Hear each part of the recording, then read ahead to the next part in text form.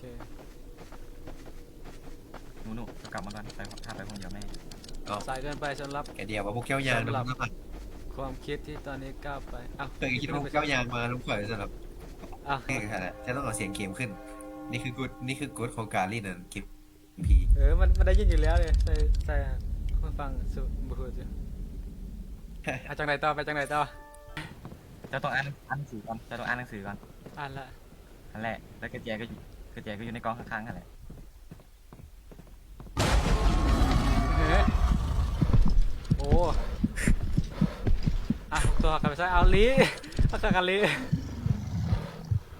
เรียกจังไดมาแล้วจะต้องเห็นซีเมส ทางบริยางบริ ซึ่งมันเล่นนำมา อย่าเล่นเราเจอมัน เดี๋ยวใครมาแล้วใครมาเร่งเข้า ลีแล้วมันบ่เห็นละ หรือว่าค่อยพาเท่านึงแล้วมันตึงขึ้นวะดี บอดี้ โอ้ชิบหายนะมันอยู่ตรงไฟเน็ตเอานั่นแหละเน็ตเดี๋ยวไป นี่มันเข้าห้องนี่มันเข้าห้องนี่ มันอยู่กันไหนเอ้ยมันอยู่ทันทึงว่ะ สันลุ่ม มันอยู่สะดึงเนี่ยมันอยู่เบื้องเก้าอ่ะเก้าพันลงไปอ่ะ บ่มีห้องนี้บ่มี ประตูไปมาได้ดี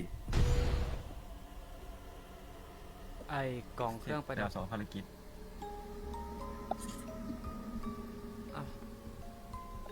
เปิดเพลงแล้วเป็นยังต่อ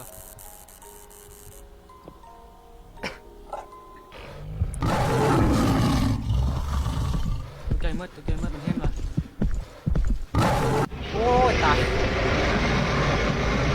ที่ ปันอยู่บันได อยู่ห้องใส่เหรียญเลยแล้วมันใส่เข้าหลังค่อยมันมา จะเข้า ที่ ไปห้อง ใส่ สมุด ห้องไซเลียนห้องใดก่อน เลี้ยวซ้าย ห้องมอ ขึ้นอะไรไปเลี้ยวซ้าย ห้องสมุดเนาะ